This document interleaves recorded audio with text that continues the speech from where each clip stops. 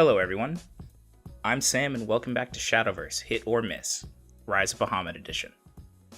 This is the series where we take a look at all of the cards in the new set, now that the expansion has been out for a few weeks, and talk about how cards are performing in Constructed. As always, these opinions are mine and mine alone, so if you disagree with them, feel free to leave a comment and tell me why. Also, metagames do change. So even if I say that a card is not very good, or a card is amazing, be careful about letting that influence your crafting decisions, because you never know what's going to be good and what's going to be bad. When in doubt, I recommend saving cards for later. But let's go ahead and get started. Today we're going to be looking at the Forestcraft cards. And up first we have Felper Kitten. This card is pretty unassuming, but it's also a hit. It's not particularly amazing, it's kind of a filler or role player card. But, you know, the fanfare, gain +1/+1 if you've played at least 2 other cards this turn, is relevant for the very aggressive Forestcraft decks that can meet this condition. Not, not blowing the doors off anything, but a totally reasonable card. Moving on, we have Entangling Vines, a 1-cost spell. Give an enemy follower -10/-0 until the end of the turn. Enhance 5, destroy it instead. This card is a miss, despite the flexibility, because it is irrelevantly flexible. If you look at either mode, the -10/-0 mode or the enhanced mode, both are outperformed by other options. At the low cost, it's outperformed by things that just deal damage, things like Elfchild May, effects like that. And at the high end, it's outperformed by staple cards in the format like Dance of Death. So you're not really going to be leveraging this flexibility if you run this card. And because of that, it's, really underperforming. Next, we have Crystallia Lily. This card is a miss, but it's actually pretty close. 2-cost, 2/2 follower, enhance 6, transform an enemy follower into a snowman. This effect is really powerful. I wish it could hit amulets as well, but that might have been too strong. And Lily here is an excellent tool in a hypothetical control Forestcraft deck, and that is a theme that runs throughout all of the Forestcraft cards this expansion, is they are interactive, situational cards that would serve well in a slow, grindy, value-oriented Forestcraft deck. But as we know, that's not really the direction that Forestcraft has been pushed in Constructed. The dominance of Rhinoceroach, the dominance of cards like Elf Girl Cynthia, or Elf Knight Cynthia, and Ancient Elf, kind of prevent these slower, more value-oriented cards from seeing play, even if, like Lily, they are actually pretty good. Moving on, we have Forest Spirit. This is another card in the value control forest pantheon that is not seeing any play. It is a 3-cost follower, 3/2 stats, with the text, last words, put a Woodkin Curse into your hand. Woodkin Curse is a 1-cost spell that sets an enemy follower's defense to 1. Again, this card is totally fine, but it's not fine for Forestcraft. And this is part of the reason why I want to see Rhinoceroach get nerfed or adjusted in some way, because Forestcraft has a huge backlog of very good cards that they could play with, and they just don't because they're nowhere near as powerful as Rhinoceroach. Moving on. Selwyn's Command, 3-cost spell, summon a Skystride Raptor. A Skystride Raptor is a 2/1 with Storm. Enhance 8. Then, put a Grand Archer Selwyn into your hand and change its cost to 0. Again, an excellent value card. You can play it as a 3-cost removal spell that can hit, followers, or you can play it in the very late game as an additional threat and interactive card. Reasonable card, and this one is actually strong enough that I'm going to go ahead and say that it's a hit. Next, we have Swords to Woodlands. 3-cost spell. Destroy an enemy follower that costs 2 play points or less. Destroy an enemy follower or amulet that costs 5 play points or less instead, if at least 2 other cards were played this turn. Awkward wording aside, this card is a miss. Like Entangling Vines, it has 2 modes depending on how you choose to play it, and neither of them is as good as other options. If you want to have a 5-cost, unconditional destroy follower or amulet effect, well, that's what Execution's for. If you want to destroy low-cost followers, spending 3 play points to destroy something that only costs 2 is kind of a bad deal most of the time. And yeah, effects like this are just constantly getting printed and they're never seeing any play. And I'm wondering if this means that Cygames is going to consider reevaluating the power level of cards like Dance of Death. Moving on. We have Fairy Knight, a 4-cost 3/2 follower with Rush, and Fanfare, put a fairy into your hand. This card I'm going to go ahead and say is a hit. It's not seeing a ton of play, but it's actually really good. Like I mentioned, well, I haven't mentioned yet, actually, 4-cost followers with Rush are actually very good because they let you make an interactive play before your opponent can evolve. And when I say on the play, I mean when you're going first, and you're normally unable to evolve on turn 4. Being able to use Rush to set up a favorable trade or play around your opponent's evolution is really, really powerful, and Fairy Knight can do that. So, for now, I'm going to say she's a hit. Next, we have Elf of the Gemstones. 5-cost, 3/4 follower.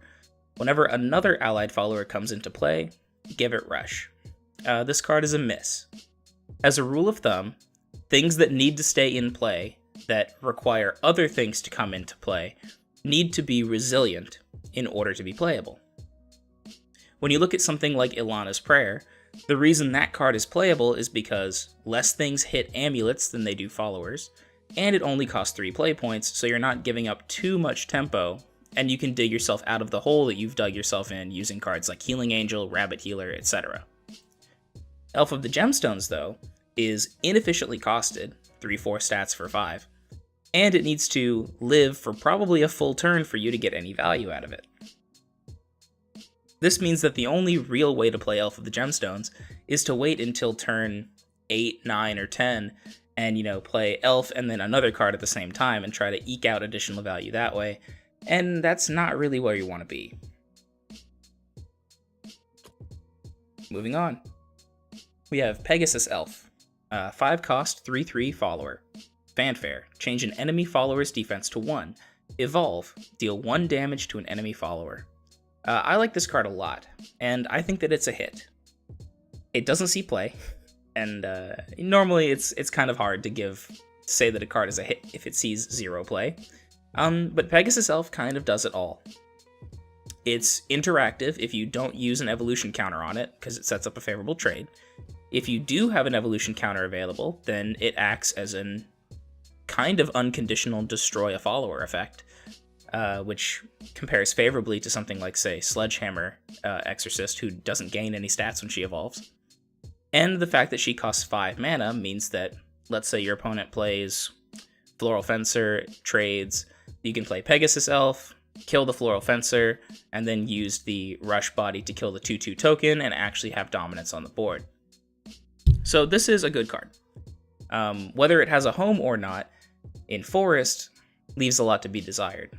See my comments earlier about Rhinoceroach and how I feel that card limits Forestcraft as a class. Moving on, we have Lionel Elf Prince, 5-cost, 2/2 follower. Fanfare, choose a Forestcraft card in your hand that costs 4 or less and change its cost to 0. This card is cool. It explores an interesting design space in that you can kind of bank play points with it, because you play Lionel for 5, but you save, quote-unquote, 4 on a card in your hand that you might want to play later, and that's actually not terrible. That said, if you want to actually generate play points with this guy and make it efficient, you need to hit something that costs at least 3 and ideally 4, and that's hard to do. For now, I'm going to say that Lionel is a miss, but I feel like this card would have been really strong if it had been printed at, say, 4 or maybe even 3 play points. Next, we have Mahis. 6-cost, 5/5 follower with Ward. Fanfare. Deal 2 damage to all enemies if at least 2 other cards were played this turn. This card is a hit, even though it doesn't see play. It's very, very powerful. And it's hard to talk about how powerful this card is, actually. You play 2 fairies in this guy, you probably wipe your opponent's board, and you're left with a decently sized body that has ward on it. That is exactly what you want out of your late game interactive card. He helps you stabilize against aggressive decks. He lets you clean up big followers that might have done some trading. And he's not inefficient if you just need to play him as a 6-cost 5/5 with ward. That said, the Control Forestcraft deck hasn't materialized, and I don't think that Mahis is going to see any play when Forestcraft is still trying to kill you by turn 7 or 8 using Rhinoceroach. Moving on. Forest Gigas. 7-cost, 1/7 follower. Ward.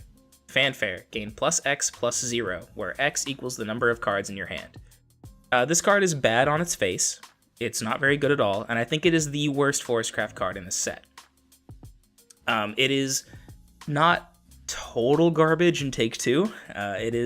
You can play it, and it's not the worst, but you definitely aren't excited to pick this card ever. It kind of just doesn't do anything, and the fact that there's an upper limit to your hand size also means there's an upper limit to how big Forest Gigas can be. Sure, if you play it as a 7-cost 8 or 9/7, that's not terrible, but then you've been sitting on a bunch of cards all game and probably missing plays because of it.